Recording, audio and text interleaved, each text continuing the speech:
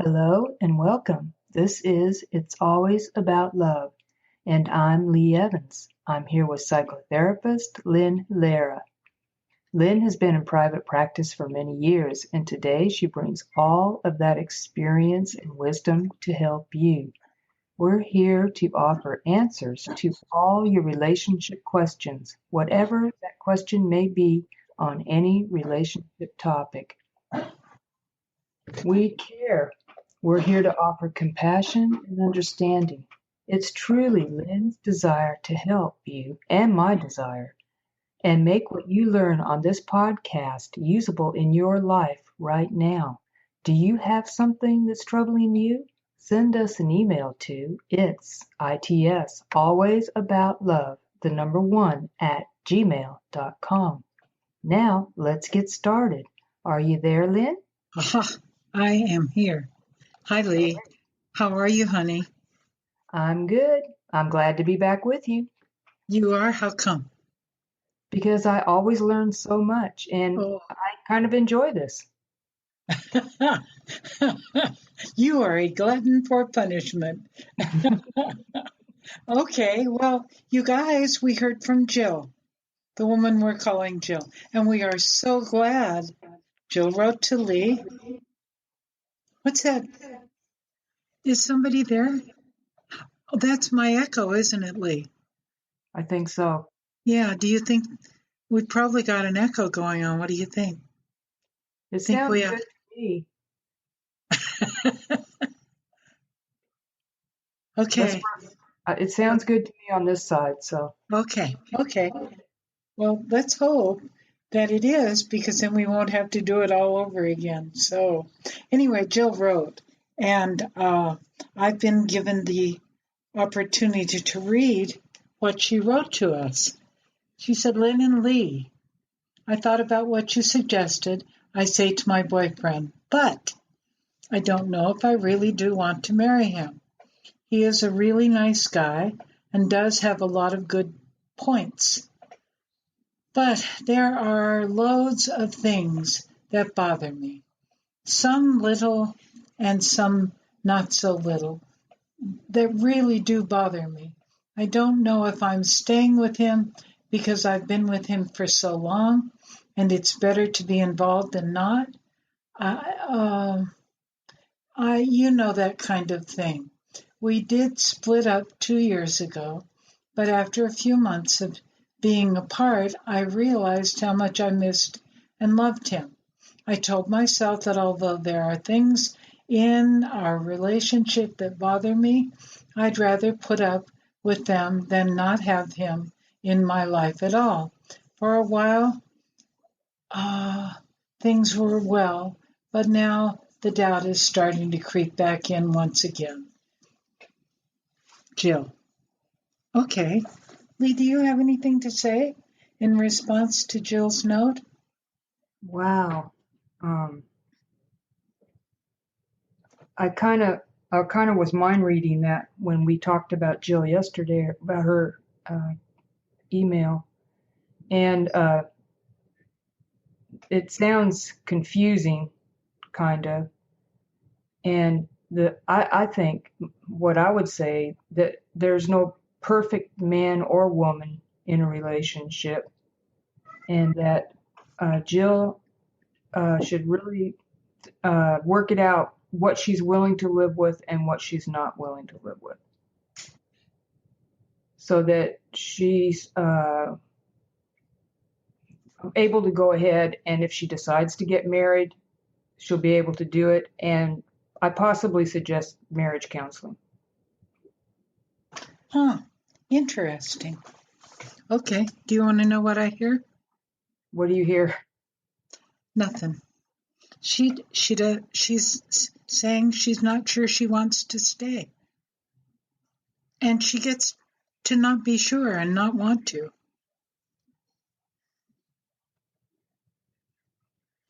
Let me read it again, okay? Okay. I thought about what you suggested I say to my boyfriend.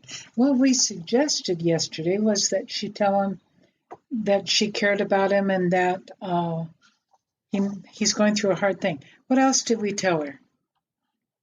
That she cared and loved him, and ask him if there was some way that she could help him figure out what to do about his Okay. And job. she doesn't want to do that. That's what I'm hearing. Yeah, she doesn't want to. Well, she pretty much says that. And so, sounds as if she's wanting to split up with him. Period. And this process of her writing to us about her dissatisfaction with his job that's okay. And if this is who she doesn't want to be with, she gets to do that. And Jill, I'm saying to you, we wish you love and luck. And I'm really glad that you wrote back to us. But you're not asking for any help. And you're not saying you want to do anything any differently. You're saying you're not sure you want to be with him. Pretty normal thing to feel in a young relationship. Leigh, it doesn't have to be a happy ending. Leigh. Okay. I mean, because it's because it's her life. Something else is also going on, I'll betcha, that the two of them need to talk about, but she gets to say, I don't think this is the relationship for me, which is what she's saying. And I don't see any counseling necessary in it.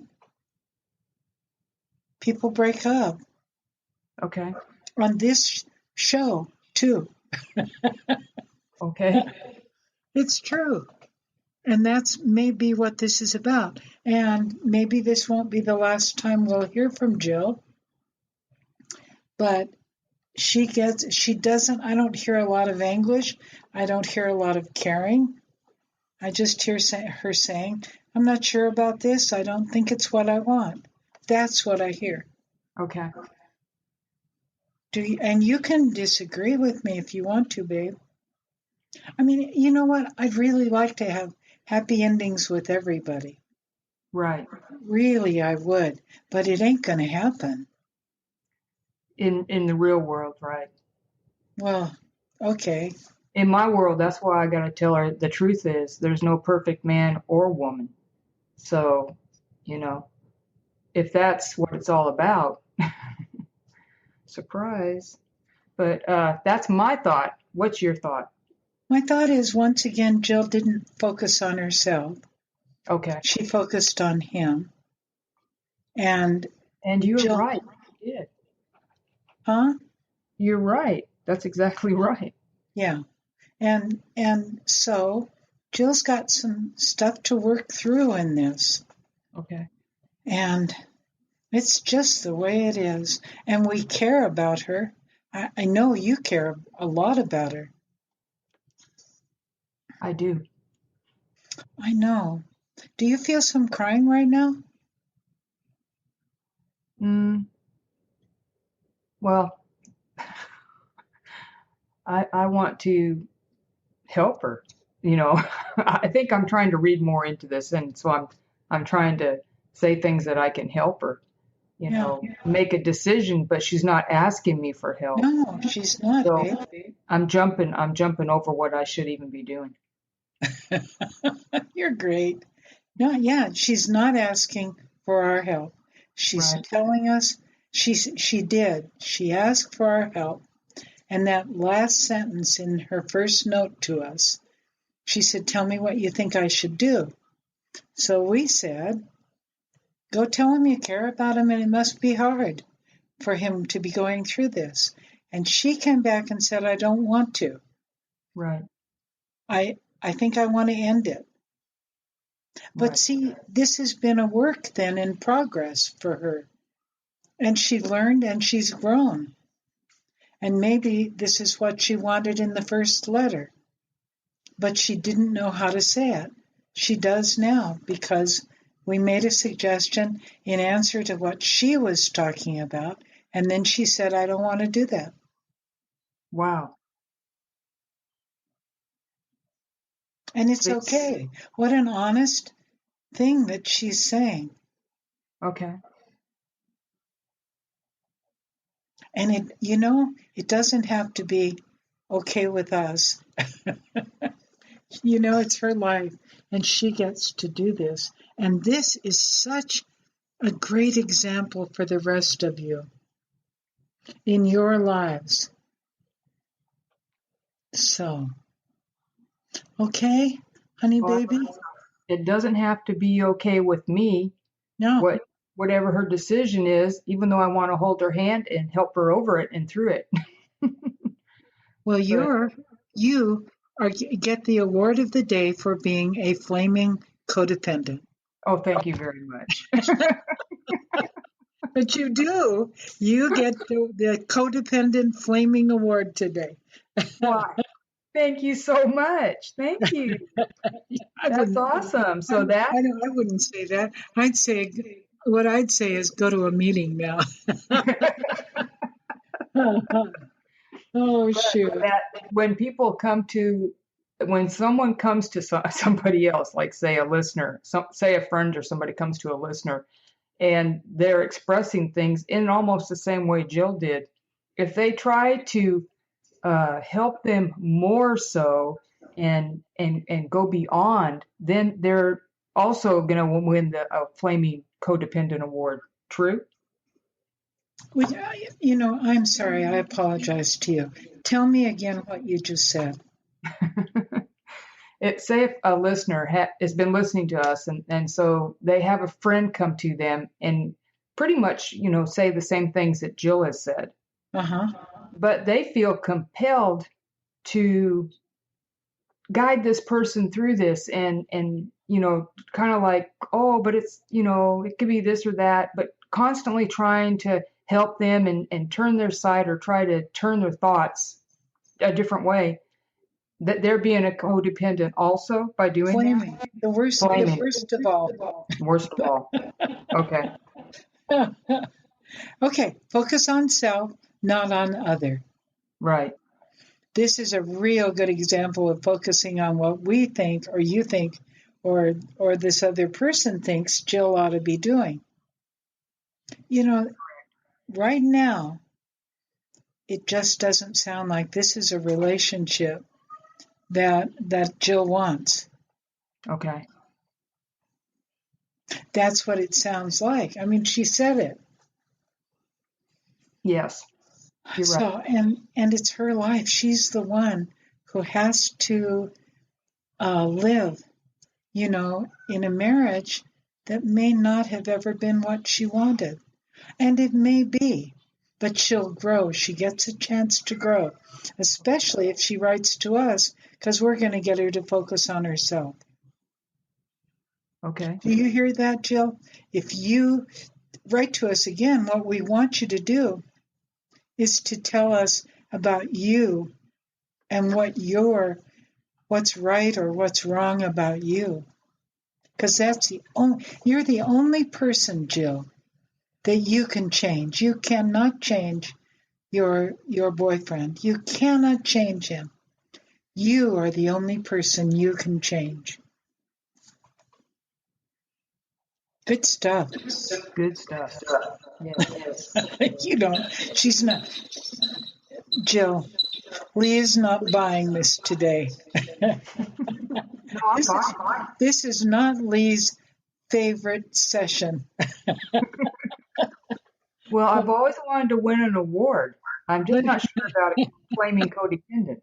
But if it helps the listeners, it's worth it. Oh, listen, you're putting the sword down. Listen, this is not, Jill, what's going on is it's not having the happy ending that Leigh wanted it to have. And it's okay. I mean, look, I can't tell you. I've got lots and lots of happy endings that I wanted for people. And there's a woman that I just dearly love, and she's on Facebook, and she's not with her husband that I knew her with and that I worked real hard on their relationship with. He's not in any of her pictures. And it breaks my heart. That wasn't the way this was supposed to work out. I was crazy about him. I was crazy about her. And they did not, at some point after I stopped seeing them, they really did split apart. And I don't like looking at their pictures. Actually, there are no pictures of him. So, okay. So I'm telling you that me, the codependent, because we all are, I didn't get the ending I wanted from this. But maybe they're both really happy. She certainly looks happy with the fellow she's with now. I just haven't seen any pictures of him. And I'm so fond of him. I'm fond of both of them. I love them to pieces. And I didn't get my ending. But it's not my life. Are you there? Yep, I'm here. I'm glad you're here. Yeah, you're right. I did want a happy ending. Sure. but really for Jill, but for the boyfriend. Well, What was it today? Who's splitting up right now? And they're close friends with the mother. Meryl Streep and Robert Redford. Right. Don't know No, what to do with that. That's false. That's very funny, Leigh. Who is it? Somebody. Oh, is it Ben Affleck? Yeah, it's Ben and Jennifer. Ben Affleck and Jennifer. Jennifer spent a lot of time with Ben's mother. Okay, and the person that was interviewing them on the news was saying, how is it, who was it on? Some group of women that band together and talk about these things. And I think one of them said, how would it be to see his mother? And you can't imagine how many women or men I have argued with and said, no, you divorced your mate. Now you have to let go of his or her family as well. That's their family. It's not your family. And every time, I didn't know I was going to talk about this, but every time someone stays attached to the mother-in-law, okay, because Jennifer Gardner saw and spent time with Ben Affleck's mother. Okay, but what's that like for Ben? Right. How does that feel to Ben? Now, Ben may be cool and say, oh, I'm fine with it, but not really. That's his mom. Right. And so I've taken a firm stand over the years, much to my own lack of popularity for having taken it, and said, no, that's not your mother. You have a mother. You need to let go of your spouses. I want to read this letter that it's not a letter. It came in. It was a comment on one of my videos on YouTube. Okay. And for those of you, am I short on time, Leigh? No, we have about 10 minutes. Okay. I can do this in 10 minutes. Okay. Maybe. So I made the videos. I had about 200. I've taken many of them off and left some and tried to leave a diverse number. And Leigh and I are going to start making videos again for YouTube. But this woman, I still get comments on them. My name is Lisa Logan on YouTube back when, because I was covering my identity in order to protect the privacy that I felt my family deserved. And I was right about that. But anyway, this woman writes, you make it seem like the parents have no fault. Actions have consequences. Okay? And the video was about what it's like to be, how hurtful it is to be an estranged parent. A parent who's been rejected by your adult children. Okay? And I wrote back. I wrote back much more than she wrote. Don't I just wish no parent goes without blame? Not one of us is perfect. I promise that is true, but I would never, not ever, do to my daughter what she and her husband have done to me. They are not at all bad people, but this is where it started, and I can say that because it's been a long while since I made the video you're responding to, when my son-in-law was 13, he believed that his mother and father were drinking too much. He created a distance that was the most painful. He stopped calling them Mom and Dad and began to call them by their first names. He continues to do that to this day, and over the years, they have been deeply embarrassed, the parents have been, in front of their relatives and friends. I know them. They're nice people and they love their children who are now all grown. But they suffer to this day, and that is where my daughter began to learn. She learned that I wasn't a good mother when I was. Now you tell me what horrible thing I would have ever had. And that is where my daughter began to learn. She learned that I wasn't a good mother when I was. Now you tell me what horrible thing I would ever have committed against my daughter, my son-in-law, or my grandchildren. There has been none. I love each of them, and I will never stop. I swear to you that what I say is true. None of us is perfect as a parent, but our society has changed, and older men and women are now prejudiced people who are outcasts. And it's sad. Who would ever have thought? I was not perfect. I made mistakes, but any mistake I ever made was not worth the consequences I have paid. What is the good that comes from this?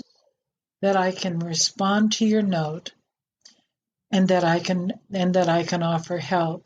I appreciate that you have written. Please open your heart for a moment and understand that what is happening to the family system is a tragedy, and the older person is the scapegoat. Thank you for writing. Thank you for caring enough to speak your truth. With love, Lisa. That was a good response. Yeah, I went through it again. I can hear myself echoing in that. Okay. And if you want, I'll read it again, but what do you think, Leigh? What do you think about what I wrote? Well, I've talked to a lot of parents and that have mothers especially that have been estranged, rejected, forsaken. And the majority of them know nothing that they did that warrants Right. what the adult child is doing or children are doing. Right. We all make mistakes. There is Right. no such thing as a perfect parent, unless you want to go back to the New Testament in the Bible. But there is no such thing as a perfect parent. And it's not that any of us are denying, I'm saying this for our audience, not one of us is saying we were perfect, but what the hell did we do Right. to encourage something like this? And this is our punishment, that Right. we're no longer a part of our family. That's crazy. I will tell you, I have 3 women that I know, and I still know that were a part of my daughter's life. They all had daughters who are my daughter's age. We're talking 5 years old. And all three of them. One is my really close friend, and she says, because she wrote a note for me that went into the book I was writing, and she said, if this can happen to Lynn, it can happen to anyone. I never saw such a good mother in my life. It isn't that I was a great parent. What it was about is that I loved my daughter like crazy. I cared about her. I was strict with her, but I was a good mother. I know I was. So, and the second one is a mother who our daughters were best friends. Well, my daughter was best friends with all three of these girls. And she just said, I can't believe it happened to you. It should happen to me, but not to you, Lynn. That's crazy. You were a great mother. And the third one, let's see, who am I thinking of? Sandra, and who else? Oh, darn it, I forget right now, but there was a third one. And she also would say, no, it shouldn't happen to you. And it shouldn't, but it did. And it happened because I don't have that list, and I love that list so much. Maybe it's right here. Oh, what do you know? Here's the list, Leigh. Except I wish I could find the one that I rewrote. It says, this is the title that I made for this list, but I didn't write this. Someone else did. The truth that is hard to accept by parents who have always loved their children. Number one, your adult child knows exactly what they're doing to you. That little sentence right there changed my life because I was in total denial that my sweet daughter, we were so close. I loved her so much, and she loved me so much. And I'll tell you what, I've got a picture of the three of us with my son-in-law and my daughter and me in the middle. And that's one of the pictures I'm going to use. That is the picture I'm going to use for my book, for the cover of my book. Because you know what? It's the way we used to look. Okay.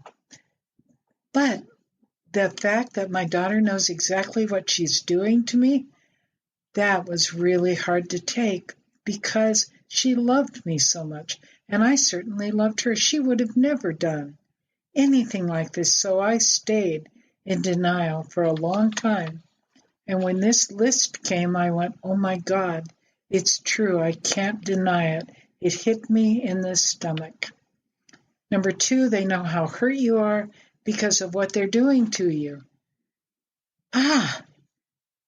This is the best list I've ever read. Number three, but they're doing it on purpose. They actually want to hurt you. There's a reason. I'll get to that.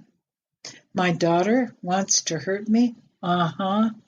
Yes, she does. Why else would she do it? Number four, and as proof of this statement, they can stop what they're doing anytime they want to, but they don't stop. Number five, so why don't they stop? Why do they continue? And number six, here's the answer. Because they're doing it to impress someone else who is in their life. And you probably know who that is. And in my life, believe me, it's my son-in-law. My daughter wants to impress her husband and show him that she agrees with him that I wasn't that great a mother. But I was. They picked the wrong mother. Look, I wasn't perfect. None of us are. But I adored my daughter, and I was a good mother. She used to say, she'd come in from being outside in the street, and she'd say, Mother, you are the only mother that's out there in the middle of the street yelling at their daughter. Do you have to do that? The other mothers aren't doing that. And I said, you listen to me, young lady. Those other mothers don't love their children as much as I love you. You get in this house and you behave yourself, and you're not going to go back outside, not for a week or something. I was strict. But I was also loving. I was crazy about her. We were so close. Okay. Are you there, Leigh? I'm here. What you think, baby? Well, I got a smile on my face because I can just see it. Yeah. It sounds verbatim for what I used to do too. Right. We're good parents. We are. Amen. Amen. Amen. True, we are. And those three mothers, I wish I could think, who was the third one? How could I have forgotten all? Because it was neat having all three of them say, I can't believe it happened to you. And it wasn't that I was playing therapist with them and acting like the mother who had all the answers. I was out there beating the path just like they were. But yes, I made mistakes, but I was a good mother. And you know what the big thing is about being a good parent is how much you love your children. I adored my daughter. My daughter will say now, I love you, Mom, but I don't feel her love any longer. And how could I? Because if she truly felt that love still today, she wouldn't be treating me the way she's treated me. She knows that I haven't done anything to deserve all of this.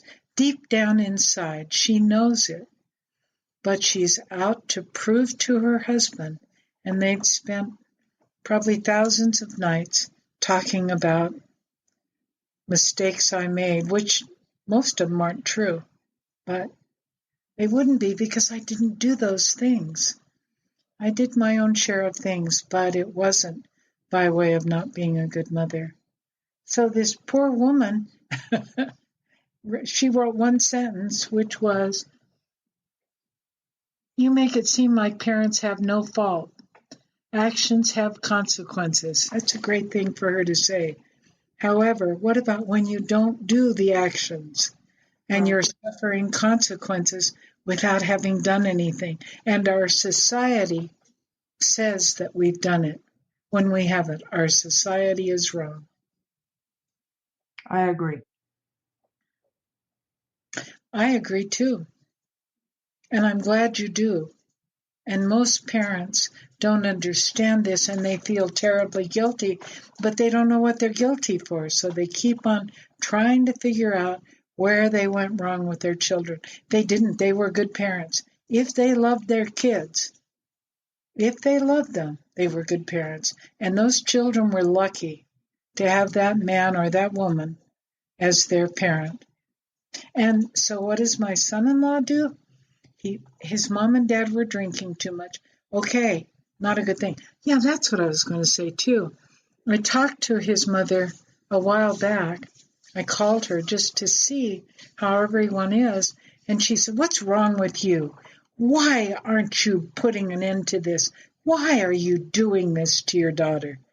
And I went, excuse me? What? I don't understand.